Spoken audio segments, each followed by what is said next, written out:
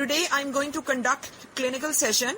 Today's scenario is 27 years old women married for the last 4 years presented in ER with heavy vaginal bleeding for the last 2 days. She had 2 baby boys delivered via SPD 3 years and 2 years ago respectively, with one first trimester miscarriage 6 months back. There is history of PPH after last SPD for which she was transfused for blood. On arrival in ER, she had 140 by 95 millimeter mercury blood pressure and UPT was also positive. Last menstrual period was 8 weeks back. आप लोगों ने सबसे पहले ये देखना है कि pregnancy का सिनेरियो है या नॉन प्रेग्नेंट पेशेंट का है. जैसे कि हमें सिनेरियो में पता चल गया कि यूपीटी पॉजिटिव है, सो ये प्रेगनेंसी का सिनेरियो है. उसके बाद अगली बात है 3 पॉइंट्स आपने कंसिडर करने हैं.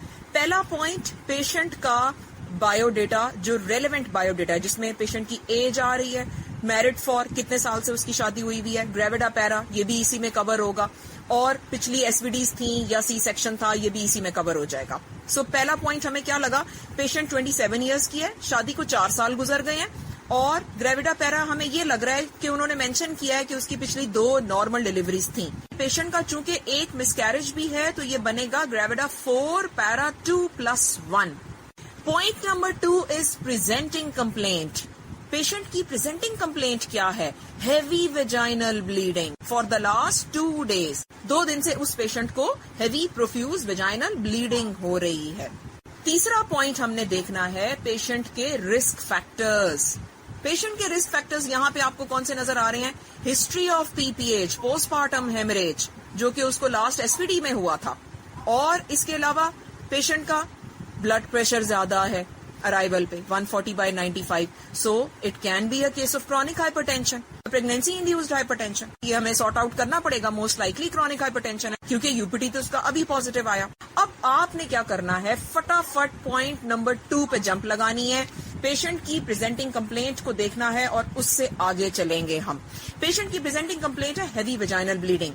आपने ये देखना है कि अर्ली प्रेगनेंसी की ब्लीडिंग है, दरमियान की प्रेगनेंसी की ब्लीडिंग है या एंड की प्रेगनेंसी की ब्लीडिंग है. आज हम तीनों तरह की ब्लीडिंग की बात करेंगे कि प्रेगनेंसी के शुरू के टाइम में अगर ब्लीडिंग होती है तो इसका क्या मतलब है, दरमियान में अगर ब्लीडिंग हो रही है तो क्या मतलब है, एंड में अगर यानी लास्ट ट्राइमेस्टर में ब्लीडिंग हो रही है तो क्या मतलब है. यहाँ पे हमारे पास 8 वीक्स की पेशेंट है. ऑफ कोर्स हम एलएमपी भी उसकी कंफर्म करेंगे, लेकिन हमारे माइंड में क्या क्या बातें आएंगी. 8 वीक्स पे इनिशियली ब्लीडिंग की क्या क्या कॉजेज हो सकती हैं. It could be ectopic pregnancy, it could be molar pregnancy, it could be miscarriage, it could be ruptured corpus luteum cyst. वो भी ऐसे ही प्रेजेंट करती है, पेन होता है, एकदम से ब्लीडिंग होती है.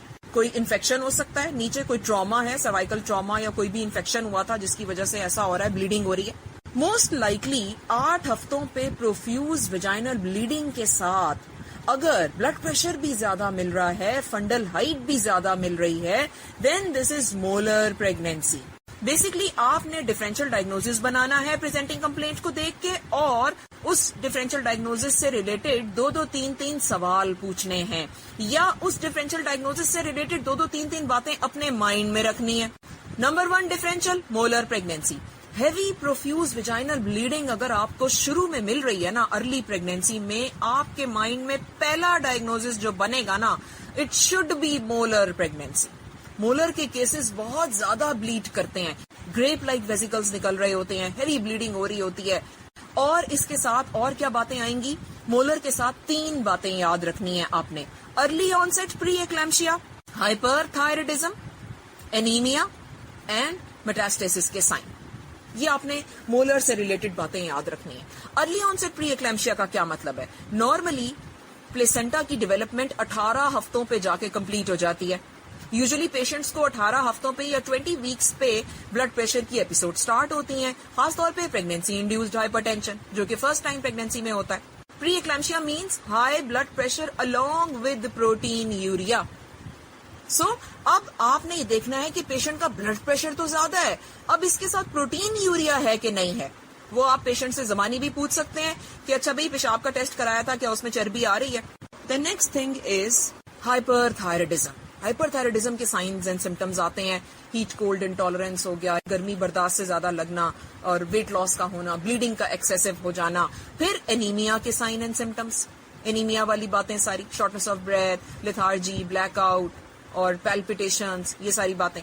फिर उसके बाद एग्जामिनेशन पे जो बात याद रखनी है, that is excessive fundal height. ये 3-4 बातें मोलर प्रेगनेंसी के डायग्नोसिस को कंफर्म करेंगी। Number 2, differential diagnosis, ectopic pregnancy. Ectopic pregnancy के केसेस यूजुअली जल्दी मिला करते हैं, 6 हफ्तों पे, 7 वीक्स पे, बट इवन देन 9 से 10 हफ्तों तक भी देखेंगे। इंटैक्ट प्रेगनेंसी का मैस ग्रो कर रहा होता है, कभी कभी साइलेंटली ग्रो कर रहा होता है और वो रप्चर भी नहीं हुआ होता। सो एक्टोपिक प्रेगनेंसी में क्या होगा? स्पॉटिंग होगी, पेन होगा पेशेंट को, पिछले कुछ दिनों से वेजाइनल स्पॉटिंग हो रही है, ऑन एंड ऑफ ब्लीडिंग हो रही है, लोअर एब्डोमिनल पेन हो रहा है, हेवीनेस है, या शॉक के साइंस एंड सिम्टम्स।